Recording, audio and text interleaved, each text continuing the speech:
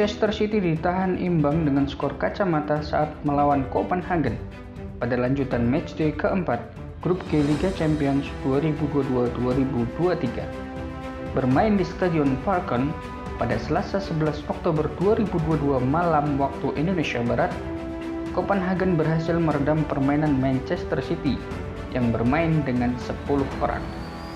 Meski imbang, Manchester City memastikan diri lolos ke babak 16 besar dengan mengantongi 10 poin dari 4 pertandingan, sekaligus memuncaki klasemen sementara Grup G.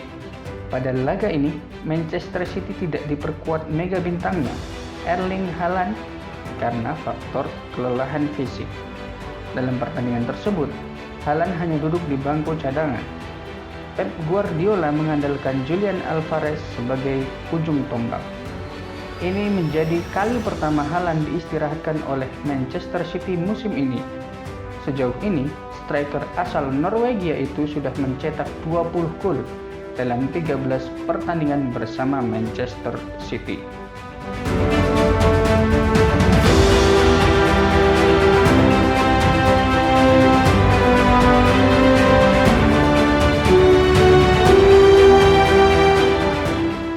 Babak pertama baru bergulir.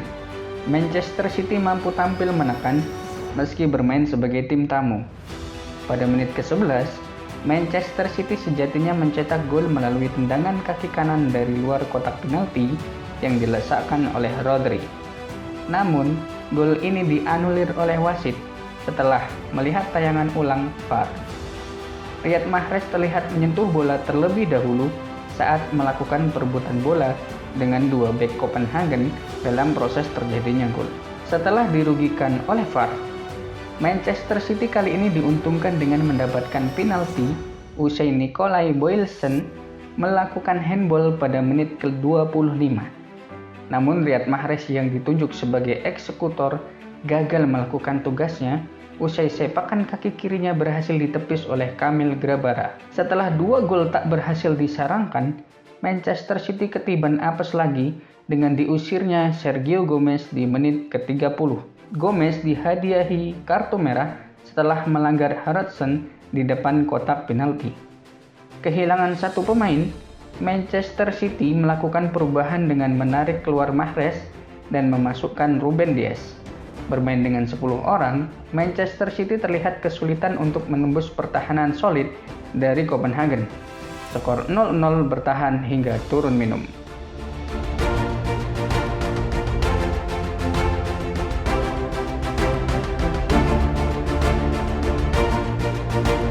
Meski bermain dengan 10 orang, Manchester City tetap tampil dominan pada babak kedua dan berhasil membuat peluang di menit ke-51. Kevin De Bruyne berhasil melepaskan sepakan kaki kiri dari sisi kanan kotak penalti Copenhagen. Tendangan De Bruyne dari jarak dekat tersebut masih melebar tipis di sisi kanan gawang. Pada menit ke-84, giliran Julian Alvarez membuat peluang melalui tendangan jarak jauh kaki kiri dari luar kotak penalti. Tapi sayang, sepakan Alvarez yang mengarah ke sisi kanan gawang berhasil ditepis oleh Grabara dan hanya menghasilkan sepak pojok. Berkebalikan dengan Citizen, meski unggul jumlah pemain, Copenhagen tak dapat berbuat banyak. Copenhagen mampu melancarkan 6 tembakan, tapi hanya 1 yang berhasil mengarah ke gawang. Hingga babak kedua selesai, kedua tim tak mampu membuat gol, dan laga berakhir dengan skor kacamata.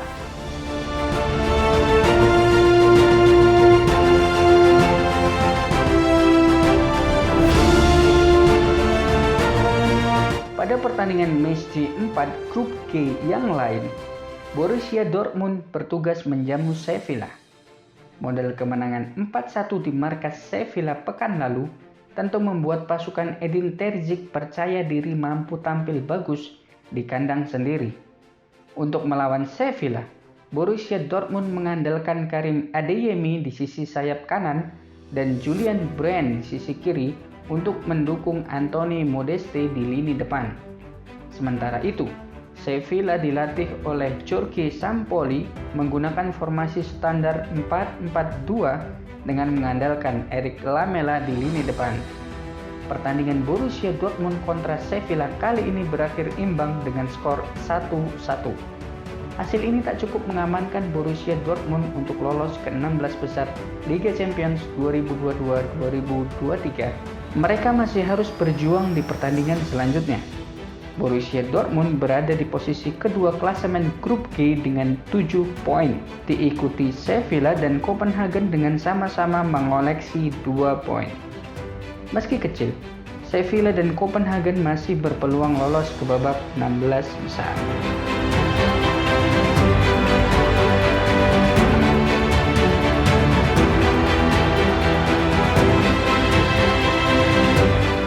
Baik Borussia Dortmund maupun Sevilla langsung bermain terbuka sejak menit awal. Jual beli serangan pun tersaji. Meski demikian, serangan yang mereka lancarkan belum ada yang membuahkan peluang emas. Sevilla pun berhasil membuka keran golnya lebih dulu di menit ke-18. Adalah Nianzou Tanguy Austin Kouassi yang sukses mencatatkan namanya di papan skor setelah menerima umpan dari Ivan Rakitic. Mereka pun berhasil unggul 1-0 atas Borussia Dortmund. Die Borussen, julukan Borussia Dortmund, bukan tanpa ancaman. Tampil di hadapan publik sendiri, mereka terus mencoba untuk mencetak gol penyama kedudukan. Hingga akhirnya, mereka pun berhasil menyamakan kedudukan menjadi 1-1 di menit ke-35 lewat Jude Bellingham. Di menit ke-41, Borussia Dortmund mendapat peluang lewat tendangan Julian Brandt. Namun tendangan itu masih melambung di atas mister gawang Sevilla. Pada akhirnya babak pertama pun berakhir dengan skor imbang 1-1.